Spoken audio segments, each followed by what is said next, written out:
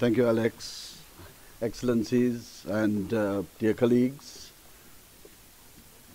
I take this opportunity to thank Jordan, the Ambassador of Jordan, and all the organizers of the second dialogue on faith, peace building and development for organizing this as part of the United Nations activities to commemorate the World Interfaith Harmony Week. The preamble of UNESCO Constitution states, and I quote, "Since wars begin in the minds of men and women, it is in the minds of men and women that the defenses of peace must be constructed." End of quote. If one looks at the noble teachings and doctrines of all major religions, faiths, beliefs practiced today, you will find each of them advocating for ways and means of achieving self-discipline, both mental and physical. Peace and security, fundamental rights, and sustainable development are the cornerstones of any stable and prosperous society. It is, in fact, the basis on which the United Nations has been founded and on which it strives today. However, the concept of peace building first gained unprecedented international focus in the 1992 report of An Agenda for Peace by former UN Secretary General Boutros Ghali, which characterized peace building as an action, as I quote, "an action to identify and support structures which will tend to strengthen and solidify peace in order to avoid a relapse into conflict," end quote. The importance of generating the sense of national ownership and capacity building at all strata of society to manage conflicts was deemed important, as well as collective endeavors by both state and non-state stakeholders.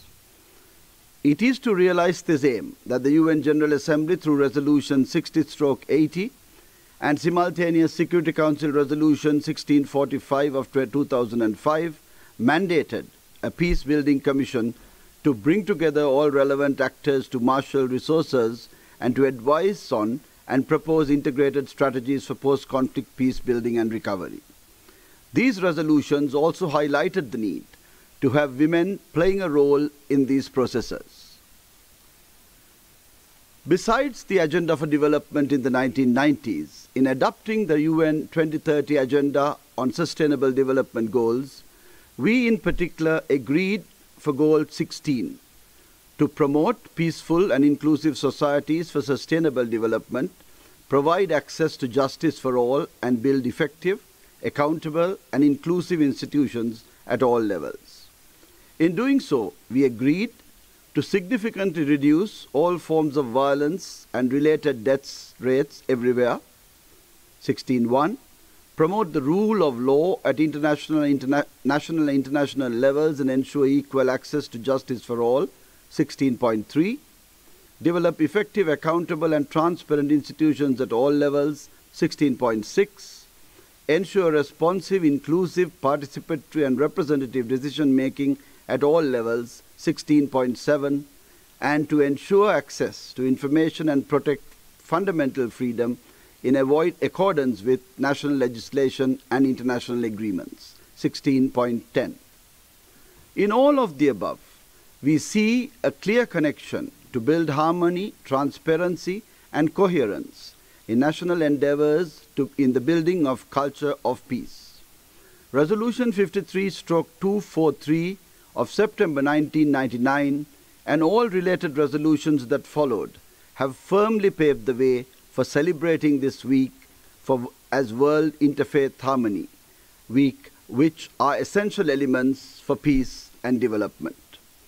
It is within this context, in sharing my perspective on faith, peace building, and development, that it is natural that I reflect, as you said, Mr. Chairman, on the practice in my country, Sri Lanka, which is multi-religious, besides being multi-ethnic, multilingual, and multicultural. Sri Lanka embraced Buddhism with the arrival of Arahat Mahinda in the 2nd century before Christ, and Buddhism, a philosophy, a religion, and a way of life, is predominantly followed by Sri Lankans, while a significant number of adherents of Hinduism, Islam, and Christianity also are in the country. These religious communities have lived together in harmony with one another for centuries, if not millennia. The teachings of Buddhism, including the concept of metta, karuna, mudita and upekka, namely the contemplations of loving kindness, compassion, sympathetic joy and equanimity, which set out the conduct of a person towards other living beings, has been interwoven into the fabric of our society through several millennia, passed from one generation to another, setting our social norms and our way of life. A central principle of Hinduism is the interconnectedness of all living beings, and the concept, not dissimilar to that of Buddhism, of ahimsa, respect for all living beings and the avoidance of violence towards others. Similarly, a core teaching of Islam states that a person cannot be a complete believer unless he loves for his brother what he loves for himself, an essential pronouncement of love towards common humanity. The core of Christianity is considered in its pronouncement to love thy neighbor as thyself. Therefore, the universality of humanity and ahimsa is deeply ingrained into the Sri Lankan culture along with philanthropy and sharing. Thus, religion has played a significant aspect in the daily lives of the people of Sri Lanka and is given pride and place in many of our social interactions. The significance that religion plays is recognized by the public as well as the government. Since becoming an independent country in 1948, once again, many of our national events, with the blessings of successive governments, have integrated multi-religious observances, such as in commemoration of Independence Day or the commencement of the first working day of the new year. As a result, it has become an unwritten rule for all major national events under the patronage of the government to involve the participation of religious leaders of all four main faiths and religions, namely Buddhism, Hinduism, Islam and Christianity. And it is a unique sight to see the leaders of all the main religions being seated together and invoking the blessings on the country and the people at these events. In addition, in recognition of the equality of religion, several public holidays have been declared over the decades in respect of major events associated with the four religions. These include commemoration of Vesak, Ramzan, Deepavali and Christmas, and irrespective of one's denomination, all enjoy the same holidays. No one can doubt that a peaceful society is a necessary condition for the development of a country. And as a country which witnessed the harmful effects of a three-decade-long conflict which inflicted heavy damage on the economy and the society as a whole, the government of Sri Lanka is committed to ensure that the country moves forward without a recurrence of the past. To this end, the National Unity Government of Sri Lanka, which was elected in 2015, January, under the leadership of President Maithripala Sirisena and Prime Minister Ranil Wickremesinghe, has prioritized national reconciliation and sustainable development in the government's program of agenda. Several important measures have been pursued by the government in this regard.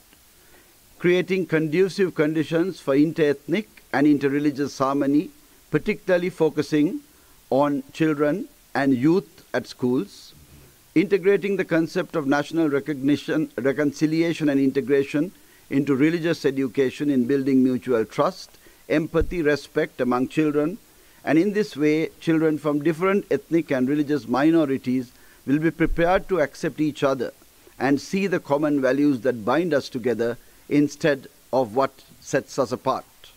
In other words, the children will understand that diversity is not a threat, but something that must be valued. We have also, in the constitution which we currently have, and even more in the draft constitution which is under preparation, paid a lot of emphasis on how we could strengthen religious and cultural and linguistic affinity, which we feel is a real true way of building integration in the country. Sri Lanka is also proud of its well-established system of religious schools associated with Buddhist, Hindu, Islam and Christian teaching, and these are state-sponsored with financial and material contributions from the government. Teachers in these schools are well trained and that is monitored, and in the religious teachings, and these schools often held over the weekend teach children from anything from 5 to 18 years.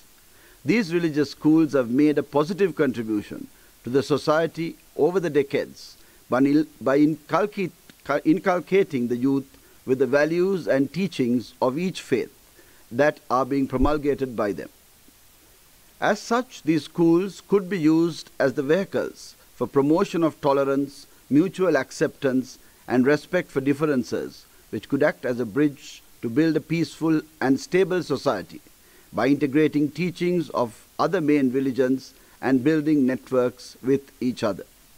Therefore, as Sri Lanka progresses towards development and prosperity, we are equally conscious of the solid framework that faith and religion could provide, and will be leveraging the religions as vehicles of peace to contribute to this process. The practices in Sri Lanka are naturally not unique and reflect those of other parts of the world. But the practices in Sri Lanka also lend themselves to replication worldwide, and that is something which I wish to commend to all of you today.